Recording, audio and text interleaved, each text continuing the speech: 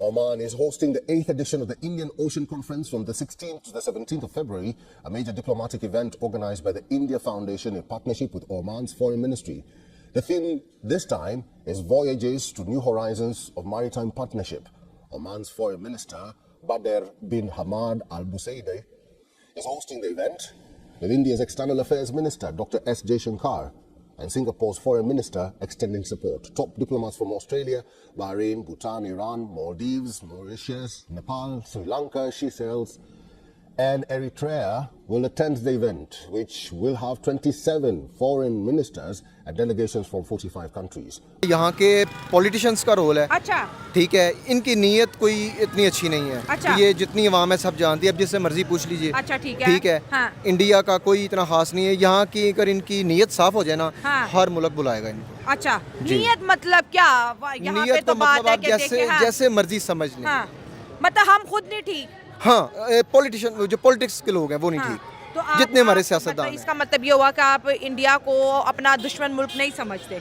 इतनी वो दुश्मन हमारा नहीं जितने यहाँ के जो हैं हमारे खिलाफ हैं। मतलब हम अपने खुद घर दुश्मन के हैं। जो चौकीदार और सियासतदान हैं जितने ये खिलाफ हाँ। हैं, लेकिन जितने आप ये यहाँ पे देख नहीं रहे कि जो मजहबी लेंस हम यूज करते थे, तुसी भी मुसलमान थे, सी मुसलमान, तुसी भी भरा थे, असी भी अब भरा, अब वो वाला चूरन नहीं बिक रहा। वो नहीं अब वो चक्कर नहीं है। हाँ।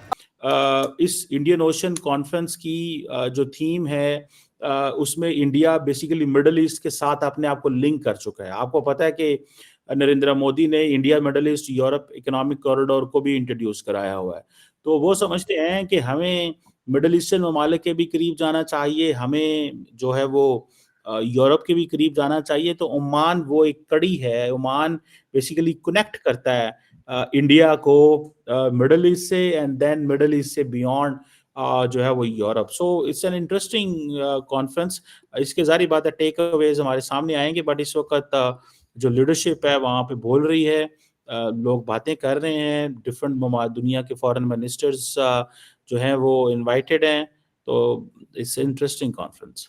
कह रहे हैं इंडिया की जेब में पैसा है इसलिए उसको इस्लामिक वर्ड जो है एक्सेप्ट कर रही है, इज्जत दे रही है। हमारे पास पैसा नहीं इसलिए हमें कोई अपनी जो है मीटिंग्स में नहीं बुला रहा।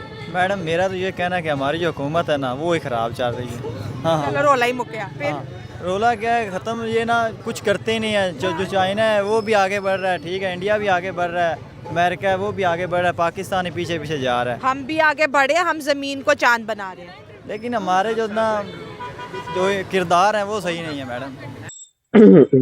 हेलो दोस्तों, जैसा कि आपने हाईलाइट में देखा, विदेश मंत्री एस जयशंकर ने ओमान के विदेश मंत्री अल बसौदी के व्यापार से निवेश और ऊर्जा सुरक्षा पर चर्चा की। उन्होंने 8वें भारतीय महासागर सम्मेलन के दौरान विभिन्न देशों के विदेश मंत्रियों और श्रीलंका के पूर्व राष्ट्रपति नीलेश सिंह से मुलाकात की। विदेश मंत्री एस जयशंकर रविवार को ओमान के समकक्ष बद्र अल बसौदी के साथ व्यापार, निवेश और ऊर्जा क्षेत्र में द्विपक्षीय सहयोग का व्यापार पर चर्चा की। दोस्तों चलिए देखते हैं कि पाक मीडिया इस पर क्या रिएक्शन देता है और उनका क्या कहना है इस वीडियो के बाद। इंडिया का इतना नहीं है रोल जितना यहाँ के पॉलिटिशियंस का रोल है। अच्छा, ठीक है, इनकी नीयत कोई इतनी अच्छी नहीं है। अच्छा। ये जितनी अवाम है सब जानती है, अब जिससे मर्जी पूछ लीजिए। अच्छा, ठीक है। ठीक है। हाँ। इंडिया का कोई इतना खास नहीं है। यहाँ की अगर इनकी नीयत साफ हो जाए ना, हाँ। हर मुल्क बुलाएगा इनको। अच्छा, नीयत मतलब क्या? यहाँ पे नीयत तो का बात मतलब है आप कि देखिए, हाँ, जैसे मर्जी समझ लें। हाँ, मतलब हम खुद नहीं ठीक।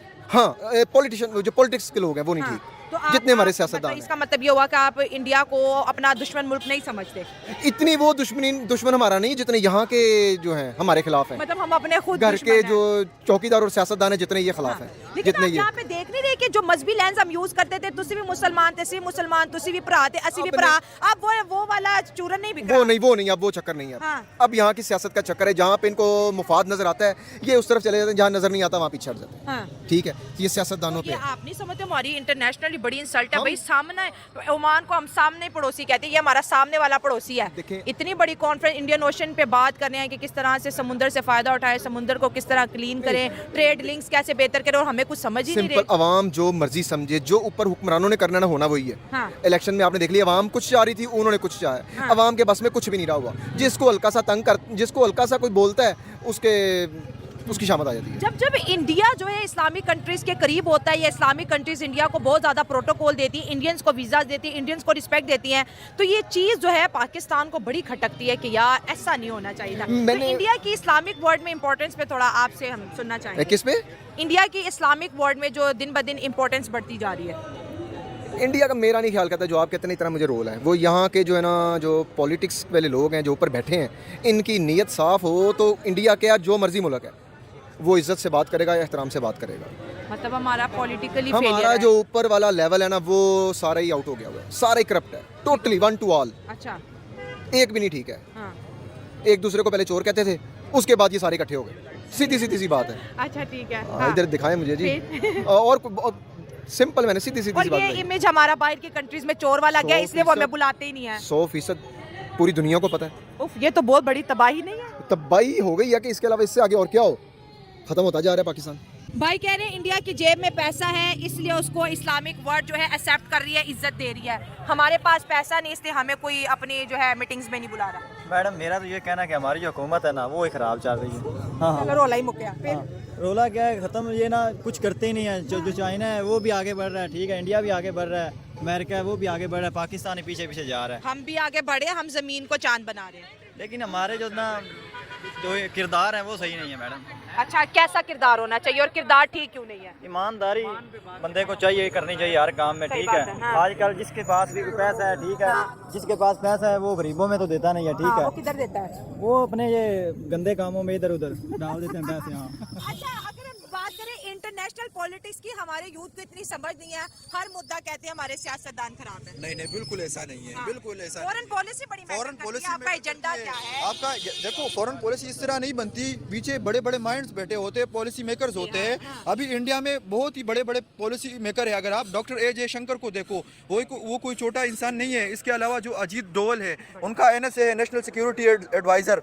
तो इस तरह पाकिस्तान, इंडियंस अमेरिका में भी पहुंच चुके हैं। बिल्कुल। ट्रंप की सारी हुकूमत इंडियन अमेरिकन नहीं तो चला रहे हैं। बिल्कुल इसी तरह है, इसी तरह है। और भी अगर हम इंडियन को देखें, बहुत बड़े बड़े इंडियंस है। अभी जो गूगल का CEO है वो भी इंडियन है। आपको नहीं लगता हमें इंडिया को फौरी तौर पे रोकना चाहिए कि भाई हमारी आइसोलेशन को जो है, ये जो मुद्दा है इसको खत्म करे, हमें भी इंडिया सपोर्ट करे, हम भी आगे जाएं? अगर इंडिया इसी तरह ही करता रहा तो आपको लगता है जहाँ पे आज हम प्रेजेंट है वहाँ पे भी हम माइनस हो जाएंगे? नहीं, अगर ये चलता रहा, पाकिस्तान भी कर रहा है और इस किस्म के इंडिया की भी जो काम कर रहे हैं ना, इससे ना उनको कोई फायदा हो रहा है ना हमें कोई फायदा हो रहा उनको है। फायदा हो ना हो, हमें नुकसान जरूर हो रहा है। हमें भाई, भी आज ओमान हमें नहीं बुला रहा है, हमारा बहुत बड़ा लॉस है। नहीं, हमें भी नुकसान हो रहा है, पर उनको भी तो नुकसान हो रहा है ना। उनका सबसे बड़ा ख्वाब ये कि वो central Asia, Uzbekistan, Tajikistan, Afghanistan उस तक पहुंच जाए। पर उनके वो जो गले का वो हड्डी बने हुए ना, हम बने हुए, बीच में हमारा कंट्री आता है। अच्छा। यानी अगर हमें टमाटर किसी और कंट्री से मंगवाते हैं, हम इंडिया से क्यों नहीं मंगवाते?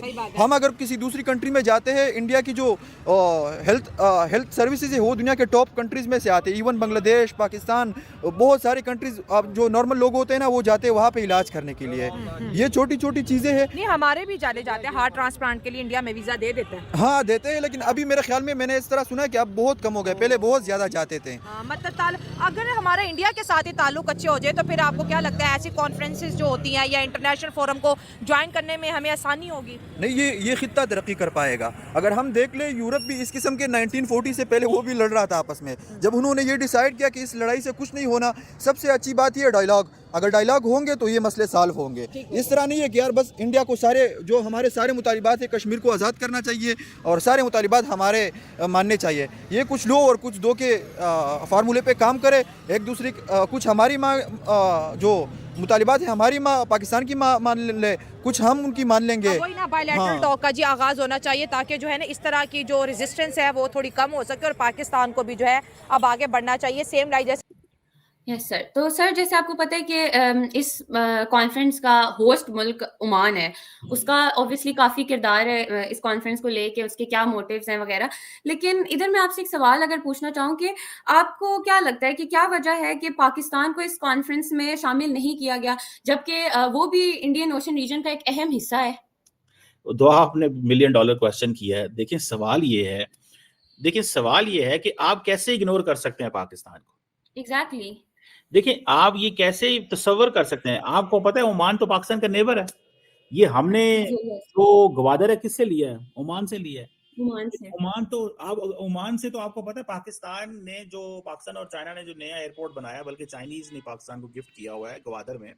वहां पे जो ATR जहाज हैं दुआ, वो उड़ते हैं, एटीआर जहाज इंटरनेशनल फ्लाइट लेते हैं, मतलब इतनी थोड़ी मुसाफत है, 30-40 मिनट की आई थिंक मुसाफत है कि एटीआर जहाज, मतलब बड़े जहाज नहीं, 320 नहीं, 380, वो बड़े एयरबस नहीं चलती, छोटे जहाज एटीआर में आप पहुंच जाते हैं वहां पे। तो आप इसी से इमेजिन कर लें कि कितना करीब है ओमान। लेकिन आपको इस चीज से बड़ा मजे की बात है, जो जिसको मैं एंजॉय कर रहा हूँ, कि बांग्लादेश भी इनवाइटेड है, सारी की सारी सार्क इनवाइटेड है, सारी की सारी ब्रिक्स इनवाइटेड है, सारे का सारा ऑस्ट्रेलिया से लेके ब्राजील तक। आपको पता है ऑस्ट्रेलियन फॉरेन मिनिस्टर पेनी वोंग भी आ रही है, ब्राजील की लीडरशिप भी आ रही है, सारे मुल्क आ रहे हैं, पाकिस्तान नहीं आ रहा। अब सवाल ये पैदा होता है कि इसका मतलब क्या है? इसका मतलब ये है कि अगर ओमान की फॉरेन मिनिस्ट्री ने ये सवाल किया है कि जी हम ये कॉन्फ्रेंस कराने लगे हैं, तो क्या ओमान को पता नहीं था कि पाकिस्तान हमारा नियरेस्ट नेबर है, ट्रू। हमें उसको बुलाना चाहिए? ओमान का जो यस। विजन 2040 है, क्या ओमान का जो विजन 2040 अपने नेबर के बगैर है? So Oman wanted to choose a neighbor which is away from Pakistan. Oman wanted to choose every other country other than Pakistan. तो मेरा तो ख्याल है ये पाकिस्तान की जो डिप्लोमेसी का फेलियर है, सीधी सी बात है। इसमें आपकी एक तो डिप्लोमेसी का फेलियर है, ट्रू। इसी को आइसोलेशन कहते हैं, फ्रैंकली स्पीकिंग इसी को आइसोलेशन। एग्जैक्टली सर, आप देखिए, अब आप एक कॉन्फ्रेंस कर रहे हैं, एक इंटरनेशनल कॉन्फ्रेंस कर रहे हैं जिसमें आप इतने ममालिक को बुला रहे हैं, सार्क आ रहे हैं काफी, तो आप कैसे अपने इतने इतने क्लोज नेबर को इनवाइट नहीं कर सकते? ये तो डायरेक्ट एक आप मतलब बता रहे हैं कि आपकी डिप्लोमेसी, आपकी फॉरेन पॉलिसी सबका फेलियर है। देखिए वो कहते हैं जी कि 80% जो ग्लोबल सी बॉर्न ट्रेड है वो इंडियन ओशन से गुजरती है। तो भाई हम अरेबियन सी के अंदर हैं, तो वो यहीं से गुजरती है।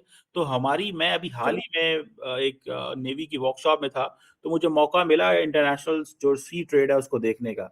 तो अगर पाकिस्तान की नेवी वहां मौजूद ना हो तो कैसे ये ट्रेड हो सकती है? इसी तरह आप देखें, दुनिया की 40% जो ऑयल सप्लाई है, दुनिया के 60% ऑयल ट्रेड जो है, वो कहते हैं जी इंडियन ओशन से गुजरता है। तो जो इंडियन ओशन में वो जाते हैं तो पहले अरेबियन से गुजर के जाना होता है ना इंडियन ओशन में।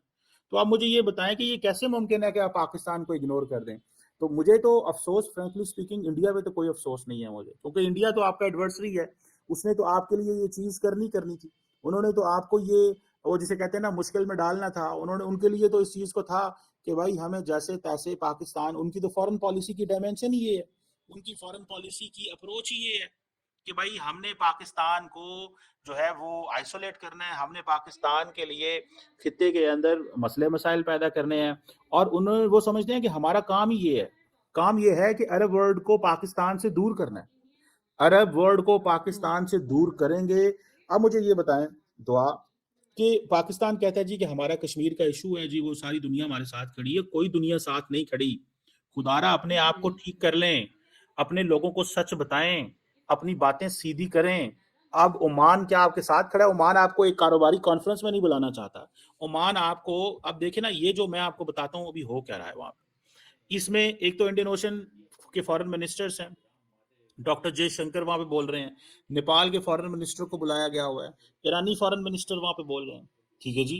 बांग्लादेश जिससे इंडिया की बनती नहीं है उसको भी इनवाइट किया गया हुआ है, उसको भी इनवाइट किया। क्यों इनवाइट किया है? क्योंकि वो समझते हैं कि देयर आर वेज कि हमें बांग्लादेश के करीब होने की कोशिश करनी चाहिए। तो इंडिया सर, यहाँ पे अगर मैं आपसे एक सवाल करूं कि आपको किस हद तक लगता है कि जो इंडिया है उसके मशवरे पर ओमान ने पाकिस्तान को दावत नहीं दी, या फिर इंडिया जो कि इस कॉन्फ्रेंस का एक अहम रुकन है, ने अपनी स्ट्रेटेजिक और सियासी असर और रसूख इस्तेमाल करते हुए पाकिस्तान को शामिल होने से रोका है? देखिए, दुआ बात ये है कि ओमान जो है, ओमान का ये फैसला है कि पाकिस्तान को नहीं इनवाइट करना। और जारी बात है इंडिया ने कहा होगा कि जी हमारे वो प्रॉब्लम करते हैं, हमारे साथ वो जब बैठेंगे वो ऐसी बातें करेंगे जो ठीक नहीं होंगी, जो हमारे इंटरेस्ट के खिलाफ होंगी। ओमान ने कहा होगा ठीक है। इस सवाल ये है कि ओमान को पाकिस्तान का केस लड़ना चाहिए था। क्वेश्चन ये है कि हमारी ओमान के साथ क्या ताल्लुकात है? हमारा जो, अगर ओमान से आधा घंटे की दूर की मुसाफत पे ओमान हमारे साथ नेबरिंग कंट्री है, हम बड़े खुश हो रहे थे जी, वो जी हमारे। अब देखें ना, अब देखें जब बात आती है इंटरनेशनल वाटर्स की, जब बात आती है कोस्ट गार्ड के इश्यूज की, बात आती है इंटरनेशनल ट्रेड की, वो तो एक शेयर्ड, जिसे कहते हैं ना, स्कोप है, वो एक शेयर्ड विजन है जिसको तमाम ममालिक ने एंगेज करना है। इंडिया क्या कह रहा है? India basically, India middle east Europe economic corridor को आगे लेके जाना चाहता है। भाई लेके जाएं, पर या तो हो ना कि ये कॉन्फ्रेंस सिर्फ इंडियन और मिडिल ईस्टर्न ममालिक की हो तो हम माने। एग्जैक्टली। सारे सार्क ममालिक मौजूद हैं, ऑस्ट्रेलिया इसमें मौजूद है, ब्राजील मौजूद है, अफ्रीकन नेशंस इसके अंदर मौजूद है। बात कर रहे हैं आप कनेक्टिविटी की, आप कैसे पाकिस्तान को रिजेक्ट कर सकते हैं? कैसे पाकिस्तान, ये सारे के सारे, ये जो कंसल्टेशंस हो रही हैं, ट्रांसपेरेंसी की बात हो रही है। इंडियन ओशन कॉन्फ्रेंस, भाई इंडियन ओशन क्या सिर्फ उसमें इंडिया ही आता है? क्या उसमें पाकिस्तान खिते में नहीं है? क्या इंडियन ओशन जो है वो, अब जयशंकर साहब ने इस कॉन्फ्रेंस में कहा है कि जी Indian Ocean is a global lifeline. भाई इंडियन ओशन जो है वो पाकिस्तान से कितनी दूर है? दोस्तों, जैसा कि आपने वीडियो में देखा, जयशंकर ने सोशल मीडिया मंच पर एक पोस्ट में कहा कि ओमान के विदेश मंत्री अल बुसैदी से मिलकर खुशी हुई। 8वें हिंद महासागर सम्मेलन सफल मेजबानी के लिए उनके निजी प्रयास की सराहना करते हुए उन्होंने कहा कि आगे हमने व्यापार के निवेश और ऊर्जा सुरक्षा के सहयोग विस्तार से चर्चा की है। बैठक के दौरान एक नेताओं भारत के और ओमान के बीच कूटनीतिक संबंधों 17वीं वर्षगांठ के मौके पर एक लोगों को भी जारी किया है। साथ ही उन्होंने एक किताब की मडवी ड्यूक्स भारतीय समुदाय और भारत ओमान के साझा इतिहास का भी विवेचना किया। जयशंकर ने ईरान के विदेश मंत्री अब्बास अरगची से मुलाकात की और द्विपक्षीय संबंधों में क्षेत्र के विकास पर चर्चा की। इसके बाद उन्होंने ब्रुनेई के विदेश मंत्री दातार से पहले यूसुफ के साथ भी चर्चा की। इसमें उन्होंने भारत के आसियान साझेदारी मजबूत करने के विचार किए। उन्होंने भूटान के विदेश मंत्री टेकने एन डोहलियो की मुलाकात की, द्विपक्षीय सहयोग के आगे बढ़ाने और बातचीत की। इसके अलावा उन्होंने श्रीलंका के पूर्व राष्ट्रपति रानिल विक्रमसिंघे से भी मुलाकात की। सम्मेलन में जयशंकर हिंद महासागर के दुनिया के जीवन रेखा बताते हुए क्षेत्र के देश के एक दूसरे के समर्थन करने की ताकत, आपस में जोड़ने और विकास संपर्क में समुदाय और शिक्षा उद्देश्यों को पूरा करने के लिए अपनी नीतियों को संयोजन करने की अपील की। दोस्तों, वीडियो कैसा लगा अपनी राय कमेंट बॉक्स में जरूर दें। वीडियो पसंद आए तो लाइक और सब्सक्राइब करना ना भूलें।